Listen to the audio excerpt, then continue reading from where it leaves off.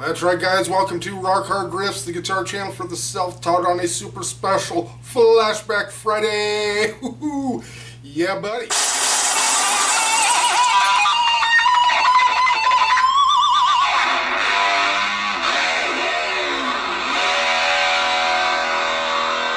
Yeah, buddy.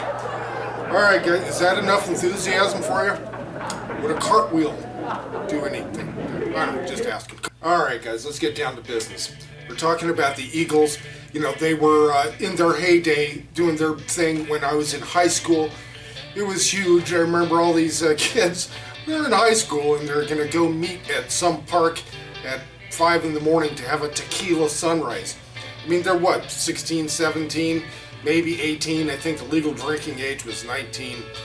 You know, in those days the police would have just tossed the liquor and told the kids to go home, but now everybody'd be in prison and for a long time and it'd be all over the news. Hey, we're going to talk about the Eagles. Again, all through high school, you know, Hotel California is the gigantic behemoth that's in the room that you just can't avoid, of course, but there was so much great music, of course, before and after Hotel California. And this DVD, this documentary goes over it very, very well.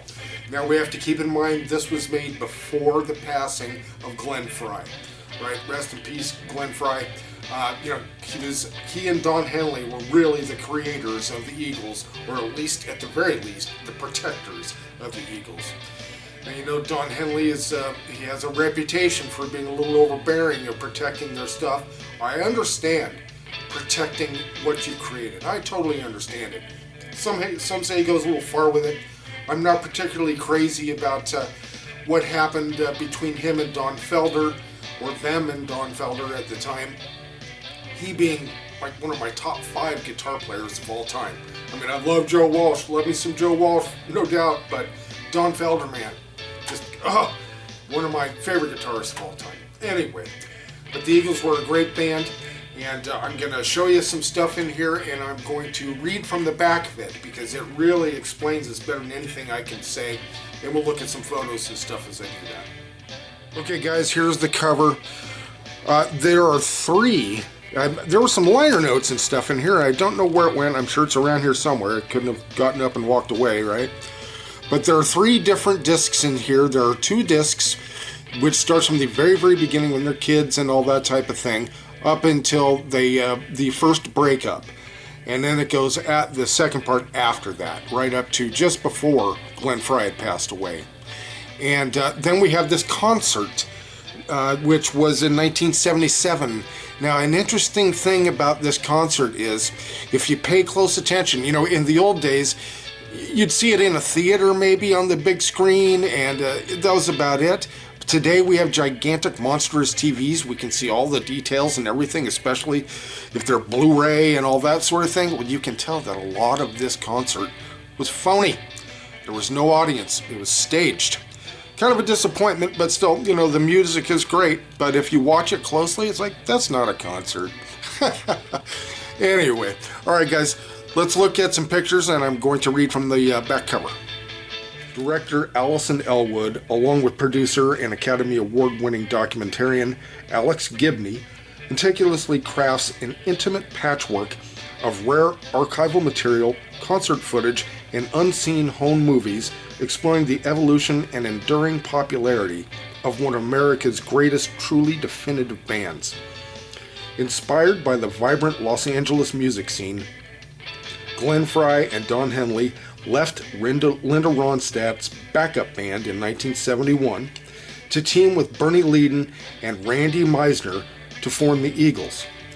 While personal stories from band members, later including Don Felder, Joe Walsh, and Timothy B. Schmidt, managers, and music industry luminaries frame the narrative, it's the unexpected moments, recording sessions, backstage interactions, and even a whimsical sequence from the Desperado cover shoot that convey the extraordinary bond linking artists, music, and the times, an era when country-tinged rock and finely honed harmonies spoke to a nation still reeling from unrest. But the band was not impervious to its own unrest, and its conflicts prompted several departures and ultimately led to its demise or long vacation. Part 1 follows the band from its formation in 1971 through its ascendancy in the 1970s to the infamous unraveling in the fall of 1980.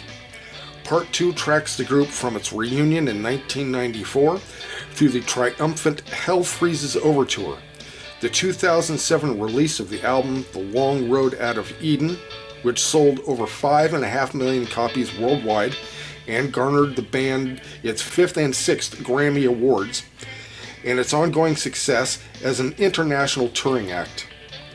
The history of the Eagles skips neither a beat nor a hit song, and we're reminded why the band's greatest hits collection, Volume 1, remains the best-selling album of the 20th century.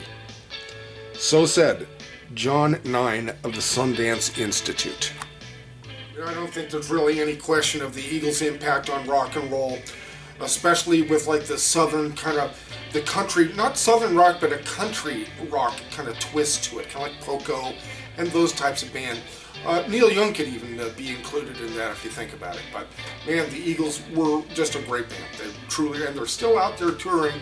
They aren't all the same players, but they're still out there. So guys, make sure you look in the description. We're going to put links in the description to a lot of different Eagles songs. Maybe if I can find that concert, I'll put that in there if you want to watch the full-length concert. And just absolutely killer guitar playing, great musicians, fantastic songwriting. What more do you want? It just doesn't get much better than the Eagles. It really doesn't.